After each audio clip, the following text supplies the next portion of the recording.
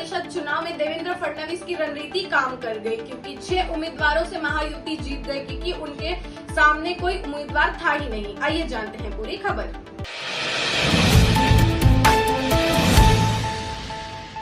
महाराष्ट्र विधान परिषद चुनाव में महायुति का दबदबा सामने आया है। महायुति में कुल 17 सीटों में से 6 सीटों पर जीत हासिल करके विपक्षी खेमे को बैकफुट पर धकेल दिया है। बीजेपी की अगुवाई वाली महायुति को यह जीत तब मिली जब महाविकास आघाड़ी में 15 में 6 उम्मीदवारों ने चुनाव मैदान छोड़ दिया। महायुति में 6 सीटों पर दबदबा के बाद एक बार फिर देवेंद्र फडणवीस मजबूत बनकर उभरे हैं।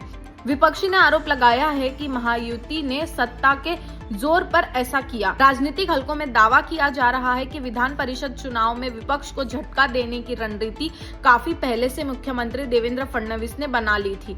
पिछले कई चुनाव में शिकस्त के बाद अब अगर इस चुनाव में एनडीए का सपना साफ होता तो कांग्रेस, एनसीपी, शरद पवार और शिवसेना यूबीटी को मुश्किलें और बढ़ा देगी। विप्रो की पूर्व महिला अधिकारी ने कंपनी हेड पर शारीरिक संबंध बनाने के दबाव डालने पर आरोप लगाया है। उन्होंने शिकायत पुलिस में दर्ज कराई है। अब पुलिस पूरे मामले की छानबीन कर रही है। आइए जानते हैं पूरी खबर।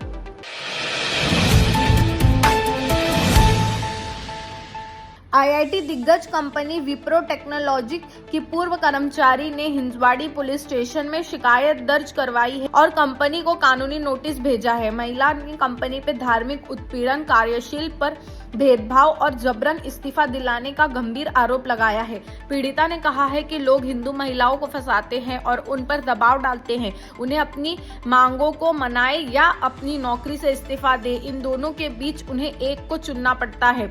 पिछले 10 महीनों से मैंने इस कदर की उत्पीड़नता और यातना का सामना किया है, मुझे उसे सामने लाना ही था।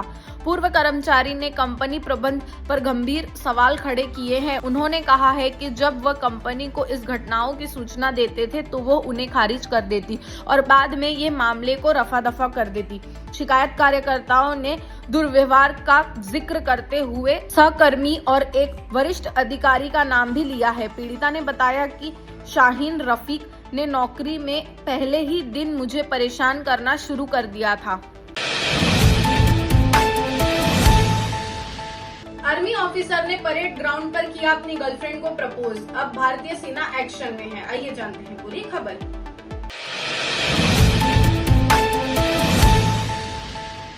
2 दिन पहले अपॉइंट हुए एक आर्मी ऑफिसर का वीडियो वायरल हुआ, जिसने महाराष्ट्र के नासिक में ग्रेजुएशन सेरेमनी के बाद अपने हेलीकॉप्टर के पास अपनी मंगेतर को सामने शादी का प्रस्ताव रखा। इस वीडियो ने सोशल मीडिया पर खूब सुर्खियां बटोरी है। हालांकि अब उसे अनुशासनिक कार्रवाई का सामना करना पड़ रहा है। भारतीय सेना अपनी सख्त अनुशासन के लिए जानी जाती है। ऐसे में एक ऑफिसर की इस तरह की हरकत की आलोचना भी शुरू हो गई है।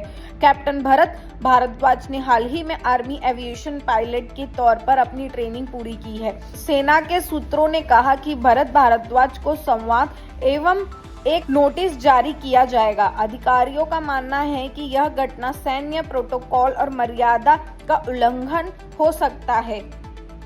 इस प्रस्ताव नासिक स्थित cabinet army aviation training school CAATS में प्रेसिंग आउट परेड और दक्षिण समारोह के ठीक बाद हुआ। अकाउंटेंट को मालिक बनाकर लिया गया था लाइसेंस। मालवीय नगर के अग्निकांड का नया खुलासा। आइए जानते हैं पूरी खबर।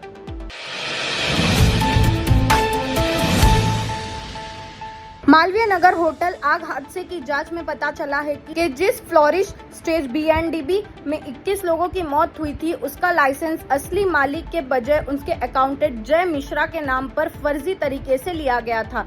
गेस्ट हाउस में सिर्फ 6 कमरों की अनुमति थी, लेकिन इसे बढ़ाकर 25 कमरे बना दिए गए थे।